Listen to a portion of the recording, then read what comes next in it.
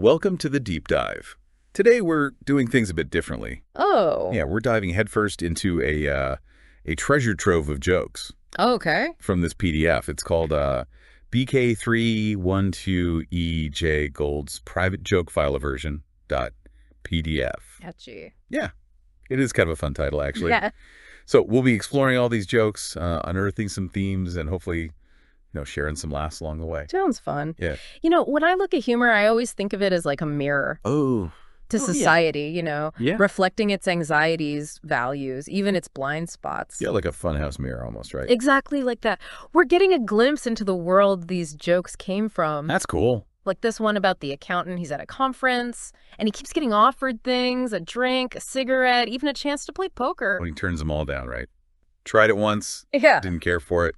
To ask. It's so funny because it plays on that accountant stereotype, Mm-hmm. that they're so cautious and, I don't know, maybe a little uptight. A little bit, yeah. But do you think there's more to it than just a simple stereotype?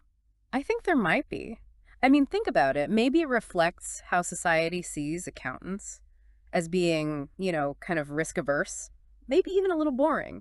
Yeah. And could that perception, even if it is just a stereotype, could it affect how people in that profession are seen or even how they're treated? Yeah, that's a really good point. It makes you wonder if this joke is actually perpetuating this kind of limited view of a whole profession. Exactly. Even humor can shape how we see things. Absolutely. All right, well, let's move from the world of numbers to the world of marketing with this anecdote about R.J. Wrigley, the chewing gum guy. Oh, yeah, the one where he's asked why he still advertises so much. Yeah, even though his gum is already everywhere, And he says it's like keeping the airplane engines running. even though you're already in the air. Such a good analogy. Yeah, I Yeah. love that. It really highlights the point that you can't just, rest on your laurels. You Yeah. got to keep pushing forward. It's a great business lesson told in such a clever way. Yeah. Okay, so we've talked about caution, we've talked about ambition, but this next one explores a whole other side of success. It's the Mexican fisherman story. Oh, the classic one. Yeah, you know it, right? I do. So you've got this American businessman. He's obsessed with, making millions, expanding. And then he meets this Mexican fisherman who's totally content with his simple life. And the punchline is that the businessman's dream retirement is the fisherman's everyday life. Exactly. It makes you think, doesn't it? It really does. Makes you question what we're all chasing after. Makes you think what really matters. Okay, ready for something a little lighter? Always. Let's talk about some animals. Animals. I love this joke about the snail. He gets flung across the road Yeah. and then comes back like 2 years later 2 years. and asks, what was that all about? Oh, that's hilarious. The absurdity of it. It's so silly. And that delayed punchline. Perfect timing, right? So good. Speaking of timing, there's this one about an antique dealer.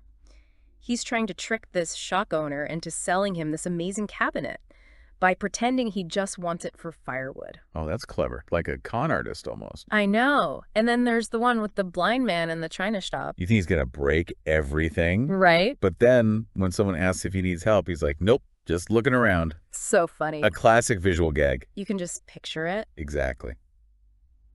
Okay, now that we've had some visual comedy, let's talk about something everyone who's ever had a job can relate to. Work. Oh, yeah. The daily grind. And there's a section in here called employer speak versus employee speak. Oh, I love that. It's like a translation guide. So true. Like when they say, join our fast-paced team, what they really mean is... We have no time to train you. Yeah.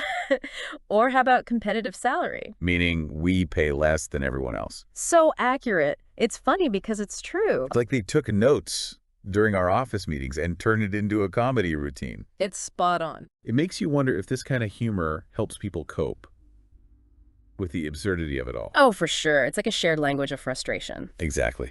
Okay, ready for a pun? Hit me. All right. A butcher backed into the bacon slicer Oh. and got a little behind in his orders. Oh, that's terrible. But you gotta admit, it's kind of funny. I can't help but smile. It's so bad, it's good. Exactly. Okay, moving on to a topic that needs to be handled with care. Jokes about Catholics. Yeah, we need to be mindful here. What might have been funny back then might not be so funny now. Absolutely. Humor based on stereotypes can be tricky. Even if these jokes weren't meant to be harmful, we gotta acknowledge they could reinforce negative stereotypes. You're right. It's a reminder that words have power, even in a joke. Okay, well, after that serious note, let's talk about something a little lighter.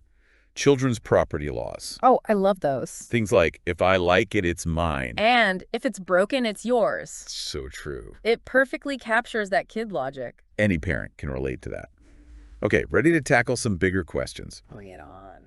Next up, life, death, and everything in between. Deep stuff. We're getting philosophical. Exactly. These jokes really dive into our deepest anxieties, like this one. What's the death rate around here? Oh, I know this one. Same as it's always been, 1 per person. Classic. It's dark, but there's also something funny about it. It's that unexpected twist. Makes you laugh even though it's about death. And speaking of challenges, let's talk about dating. Oh, the minefield of romance. This collection has some interesting chat-up lines, like this one. Excuse me, I don't normally talk to strange women in the street, but I'm on my way to confession and I'm a bit short on material. Oh my God, that's hilarious. It's so unexpected. You can almost picture it happening. Totally. You have to admire the creativity. Definitely. Hey. Okay, let's wrap up this section with a joke about faith in the modern world. The God isn't dead one.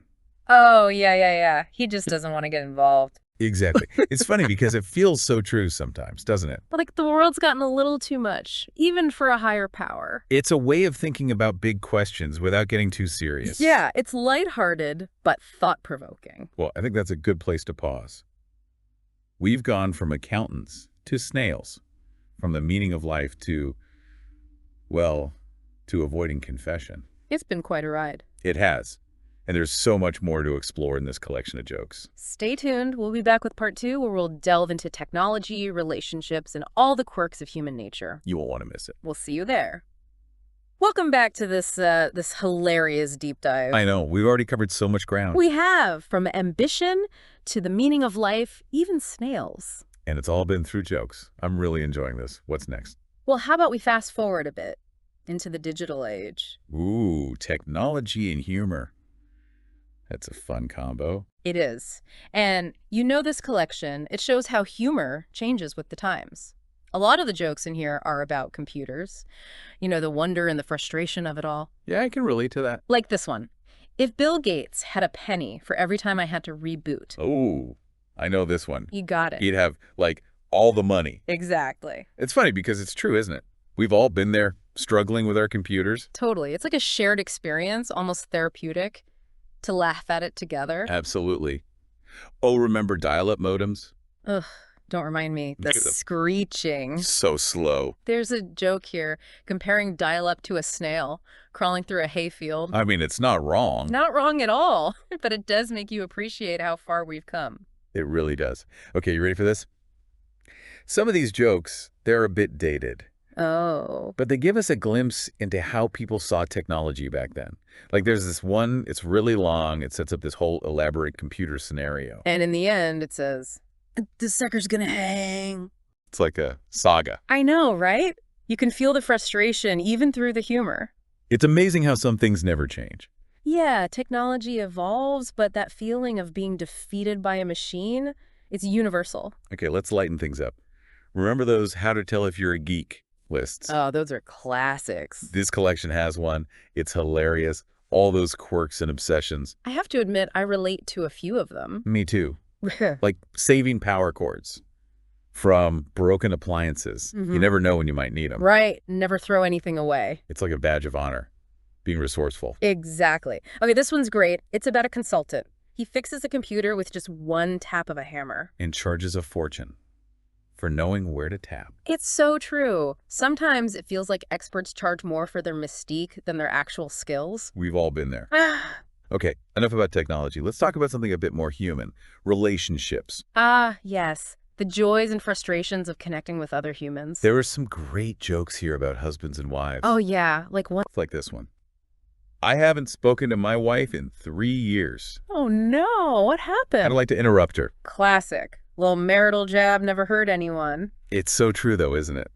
Okay, here's one.